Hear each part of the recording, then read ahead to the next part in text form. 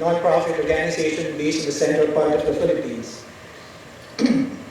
On a personal level, I also do government policy work. I do advise the Secretary of the Climate Change Commission of the Philippine government, an agency attached to the Office of the President. Okay. Most of the work I do is basically on the issue of climate change and sustainability. So I have two parts, but in my presentation, and the first part will be discussed thoroughly during this morning session. So, although I may touch on it as an introduction, but later on we'll move on the second part, which is basically blue economy. You might be asking later on why is it called blue economy. Perhaps my slides will tell you, because all of them will look colored blue. Okay.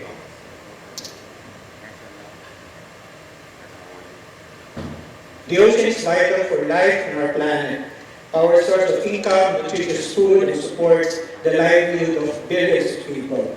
Economic assets dependent on a healthy ocean, tourism, fisheries, shipping, and offshore energy are estimated at $24 trillion US, according to a report of the Boston Consulting Group. Despite their immense importance, marine ecosystems face dangers that put marine biodiversity at risk. And these are because of climate change, ocean warming, increased acidification, oxygen depletion, pollution, overfishing, and illegal fishing. The ocean is being hit hard by climate change. Effects include ocean warming, ocean acidification, and oxygen depletion. The UN IPCC, or Intergovernmental Panel on Climate Change, described the risk of climate change if temperature increases by 1.5 degrees Celsius by the year 2100, saying that 99% of all coral reefs would become extinct. However, with current efforts, the IPCC forecasts that the world is off track, meaning we are not on track to meet the 1.5 degrees. In fact, we will hit around a window of 2.7 to 3.7 warming temperature by the year 2100. The IPCC has given the world 12 years to turn around the situation before facing irrevocable damage.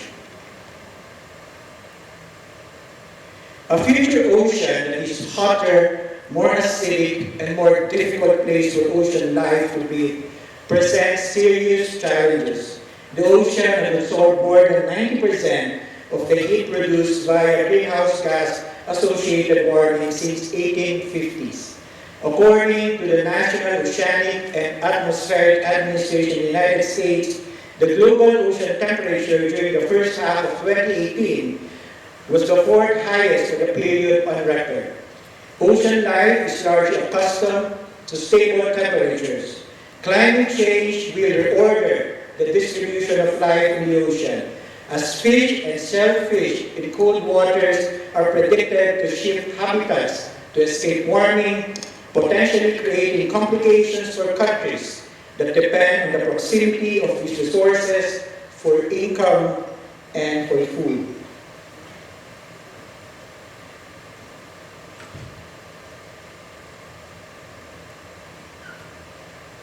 Ocean pollution is the biggest man-made threat to ocean health, which actually amounts to carbon pollution. In the last decade, the ocean has absorbed nearly a third of the carbon dioxide emitted by the industry. These has slowed climate change, but at great cost to ocean health. When carbon dioxide is absorbed by seawater, it increases acidity level, threatening ocean life, ranging from the microscopic snails that feed salmon to the coral reefs that support tourism and 1/3 of marine biodiversity. Plastic has been identified as one form of ocean pollution.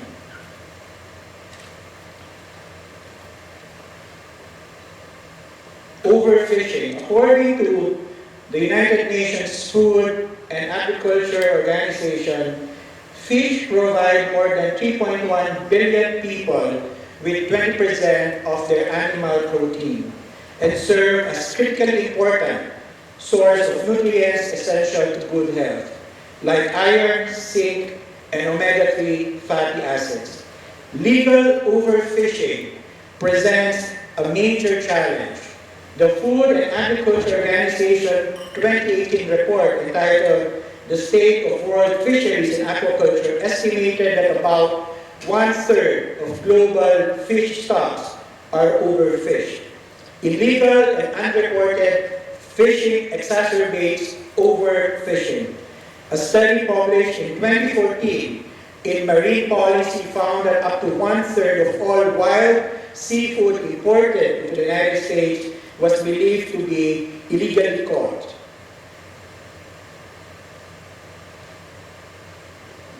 Mass extinction. Life on land may be rapidly approaching what scientists have dubbed the sixth mass extinction, as human-caused extinction rates approach levels last experienced during the era that saw the end of many dinosaur lineages. The situation in the ocean is a little brighter for the moment. According to the IUCN, or the International Union for the Conservation of Nature, about 15 ocean animal extinctions have occurred in the last 500 years. During the same period, more than 500 land animals have been given into extinction due to human activity. However, a 2016 report, you're faster than me. A 2016 report in Science projected that rates of extinction in the ocean could increase dramatically. Human well-being. The ocean is more than a beautiful home to impressive wildlife. It is a critically important source of nutritious food, income, and stability. The ocean yields 2.5 trillion annually in goods and services, making it equivalent to one of the largest single economy in the world. The ocean also provides millions of jobs in fishing, aquaculture, tourism, energy, transportation, and biotechnology. So let's go to blue economy. What is blue economy? Okay. Blue economy refers if it is ocean-based, and if it is a land-based, it refers to green economy. So you can see the distinction. Blue economy refers to the sustainable use of ocean resources for growth, jobs, and improved living standards while preserving our ecosystem. It encompasses areas like maritime transport, fisheries, renewable energy, waste management, and tourism. The first ever Sustainable Economy, Blue Economy Conference was held in 2018, and it was held in Nairobi, Kenya.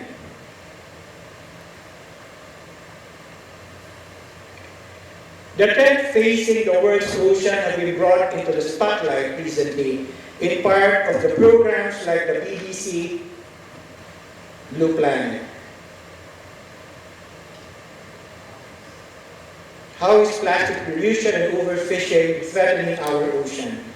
Plastic pollution is a massive problem with over 5 trillion items of plastic currently littering our oceans. If you look at the scale of the problem, the amount of plastic that goes into the ocean every year is approximately 12 million tons. Like most suggests, it's growing. Blue Planet and successful campaigns in the media has been instrumental in bringing this issue into the public consciousness, and now there is innovative technology emerging. While overfishing, the improvement of ocean data collection is helping experts to understand the scale of the problem better, which can hopefully benefit government policy.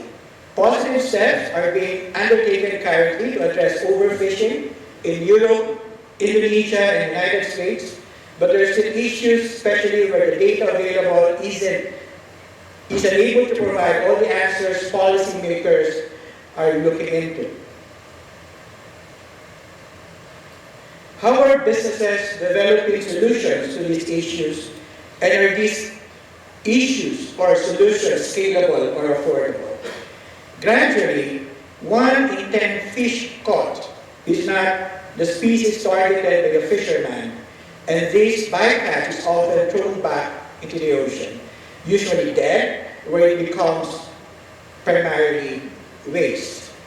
This translates to billions of marine organisms and billions of dollars wasted each year. Tackling bycatch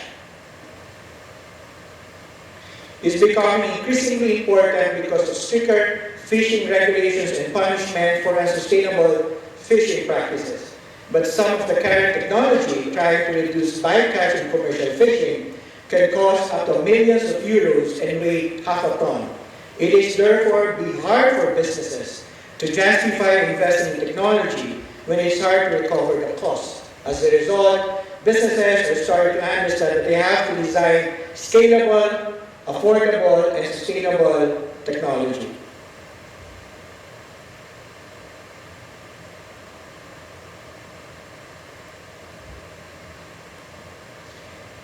What are the risks of opening up the ocean to economic development? Could we see a race to exploit it as if we have other natural resources? What safeguards would need to be put in place to avoid it being used unsustainably? When you look at our land-based resources, we have trouble with monitoring deforestation in rainforests and damage from both legal and illegal mining. When you move out to the ocean, it becomes an issue of being out of sight and out of mind. Scientists are currently having a tough time monitoring fishery fleets that are removing fish from the oceans, on the water surface, and if you move underwater where only technologically advanced companies are able to get into, it becomes even more difficult to monitor how they are operating. So there are going to have to be some more clever ways of understanding the amount of extraction that is going on in relation to deep sea mining and the potential environmental impact it's having. Unless you get companies or even countries spying on each other to make sure they're doing it sustainably, which hasn't worked in the past in logging and mining industries, it's uncertain how would be the best way to do this. Before there might be some interesting solutions out there, and if not yet, there may be a market emerging.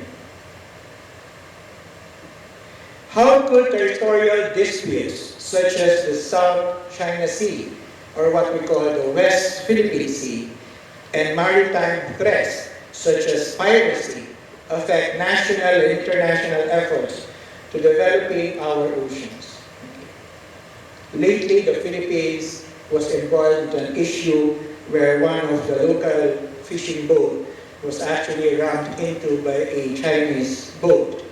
Okay, Philippines, locally, in the local news, the local have been pressuring our president to issue a very strongly worded statement against the Chinese government. Simply because way back in 2016, if everybody knows, the Philippines won the arbitration case in the Netherlands. Unfortunately, by the time July 1st of 2016 came in, there was a change of government. And another very unfortunate incident, the current presidency is very friendly to China. The ocean is huge and development is taking place predominantly around the coast where there is more human access for piracy, terrorism, and even random acts of vandalism. New infrastructure will therefore have to be protectable. Piracy is happening everywhere, but it's not new, and the shipping industry has found ways to investigate the impact already through increased security and surveillance. Interestingly, the fish stocks everywhere in this world are currently extremely healthy, and it's thought that it might be as a result of piracy scaring away the fishermen. We have to understand that in some parts of the world, especially near the African states, there has been so much piracy of the international seafarers. In terms of the territorial dispute in the South China Sea, or what we call the West Philippine Sea, as well as other state-level issues. It can be advantageous or disadvantageous for businesses depending on which way the outcome of the dispute goes. However, I think if the prize is big enough, businesses will find solutions to any obstacle. Whether it's piracy or state-level issues, lots of different actors are going to be jockeying for the ocean resources. Lastly, what are the main opportunities and challenges you think that lie ahead, and what is needed? And what else is needed? Investment, innovation, data, or even political momentum. There are a lot of opportunities to learn more about the oceans can lead, whether that's from satellite imagery, ocean sensors, or human observation. Building up investment in order to develop those ideas is, however, a big challenge because the ocean is far removed from many people's minds. There is also the challenge of being responsible, for example, around extraction, plastics, fishing, chemicals, and even where people are growing things in the oceans, like fish or kelp. The ocean is a resource that is going to have to be harnessed sustainably. And one of the biggest challenges of all will be monitoring. People who want to hide something have found effective ways of doing so, and that's going to continue as we move further into the ocean space. What has changed recently has been the increasing focus on our oceans, but how long that lasts is very unclear. Therefore, maintaining public and political interest in our oceans, including justified investing in it as a resource, will be critical. Corals are dying, waters are warming, and sea levels are rising. Ultimately, the ocean is our shared resource, but time will tell whether it turns into a shared failure or the greatest comeback story humanity has ever staged. Thank you, and good afternoon.